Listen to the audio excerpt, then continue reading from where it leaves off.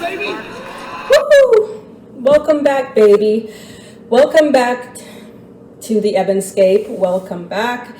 This is the year 2022. I almost pulled a Biden there. Welcome to 2020. Hopeful times before it all went to shit.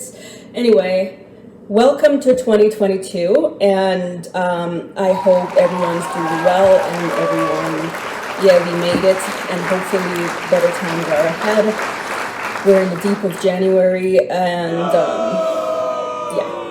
let's just hope there are better times ahead. Welcome to 2022. So anyway, I just wanted to do some positive things. I didn't mention it at the time, but then again, I didn't watch it. So in my previous short about my year-end favorites, what I really wanted to get into, because I haven't gotten over it since I've completed my watch over the last few days, and that is Cobra Kai. Cobra Kai, C-O-B-R-A, no, not really, but Cobra Kai, which dropped on Netflix. I am in awe of this show. I just wanted to say a few things about it for those who don't watch Cobra Kai. So it's actually a sequel to the popular Karate Kid movies of the 80s, and technically the early 90s, if you count the Hilary Swank movie. Most people would rather not think about it. But Cobra Kai is a sequel to the Karate Kid movies. There were 3 of them in the 80s, starring Ralph Macchio.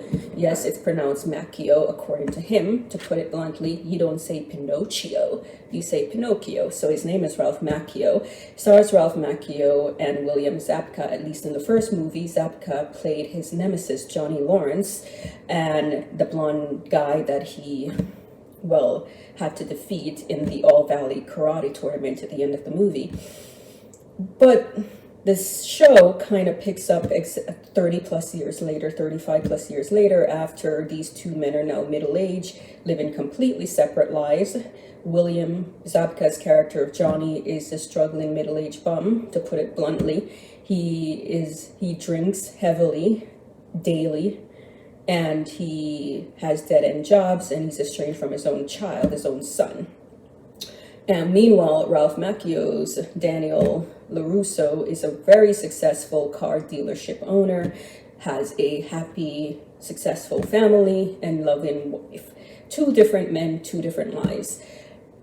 The show really centers on Johnny Lawrence, at least the first season, when he reluctantly intervenes in his young neighbor's debacle. Miguel Diaz is his young neighbor who reminds him of Daniel, and for that reason he keeps his distance. But when a group of high school bullies jump Miguel, he intervenes, and in so kicks off the premise of Cobra Kai, which is actually the name of the evil dojo in the Karate Kid franchise, the one run by Kreese and Silver. And Kai, true story, I just learned this from watching a video of a Japanese karate sensei. His name is actually, the channel is called Karate Dojo Waki. It's a really good channel. He actually watches the show and gives his commentary as a real-life karate sensei. Great guy. He lives in Japan. So the Cobra Kai dojo, Johnny decides to restart it with Miguel as his first student because, he's broke and he needs money, and hey, why not? This, of course, triggers a series of events, including Daniel LaRusso when he finds out about the dojo being restarted, and this triggers the show's premise of both of these middle-aged men who never got over their grievances with one another, starting up rival dojos to take down one another. And Cobra Kai is just, I would call it a masterpiece, but hey, many people would say, masterpiece, are you sure? What I really wanted to say about Cobra Kai is this. I think it is exactly what happens when a franchise is done correctly. I know many people, myself included, we've had issues with reboots and remakes and sequels and prequels. And part of the reason for that is these remakes, these reboots, these prequels, these sequels, they don't do a good job in respecting the source material and also bringing you something fresh. You look at the Star Wars sequels and the Star Trek, the new Star Trek series, and they leave a lot to be desired. They either rehash and bastardize the original, or the original source material or the original franchise, often disrespecting the legacy characters, you know, and just giving you their version of that. Or they just do something that doesn't look like the original franchise at all. Something that, and you're saying, well, what's wrong with that? You know, don't you want something new? But that's the thing. We want new and fresh, but we still want it to feel grounded in the world of that franchise. And this is where you have the problem with Star Trek Discovery. I've ranted about Star Trek Discovery in the past, and you can see those videos, however crappy they are. And right now I'm not even watching the recent season of Star Trek Discovery because I've never been so disappointed in a show. And I've answered the question of, if it wasn't called Star Trek, would it still be a bad show? Would it be a bad show? And the answer is yes, it would still be mediocre, but it would be less offensive because it wouldn't have the Star Trek label to bastardize and the Star Trek canon to bastardize. And this is one of the grievances that many people like me have with franchises that do reboots and remakes and so forth. I'm wary of them. See also the problem with the recent sequel to the Matrix Resurrections, shit show. They maybe thought they were doing something clever with that one, but that failed miserably. It had nothing new to add, and maybe that's the point. You know, maybe that's the point. It had nothing new to add, but I'm going off on a tangent here. So what I wanted to say was, Cobra Kai is what happens when you do a franchise justice. You respect the traditional characters, the legacy characters, and you recognize what the franchise was about. You know, Karate Kid was a little bit camp. They recognize that and they play with it. But rather than bring the characters back in one-dimensional way, they actually flesh them out and make them more interesting. See, again, Johnny Lawrence, who was, well, it's debatable whether Johnny Lawrence was the real bad guy. I'm not getting into the video about who was the real bully. Was it Daniel or Johnny? And as many people pointed out, once you rewatch the original Karate Kid movies, you'll see that Daniel was not actually very likable. He was actually kind of defiant and stubborn and kind of, you know, snarky. He wasn't very likable, but he was the lead, so you were supposed to care about him. And here, he still they play into that the fact that he was never really a pushover. The only problem with him in the movies was that he couldn't fight. He couldn't do karate, so he kept getting his ass kicked. And then he learned karate and started fighting back. But he was never really likable. And Johnny Lawrence, we saw that there was some semblance of heart in that character in the original movie, that he wasn't just this evil blonde bad guy, that he had feelings. And I like that in Cobra Kai, the character is completely fleshed out. And in a way that's funny, he's politically incorrect.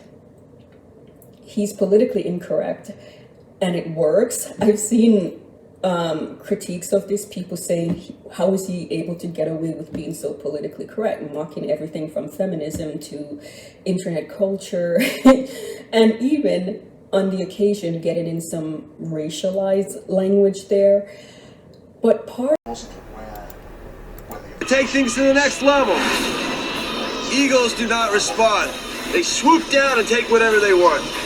First, you gotta learn how to fly. Come on, we're gonna get sued here. Sue me for what?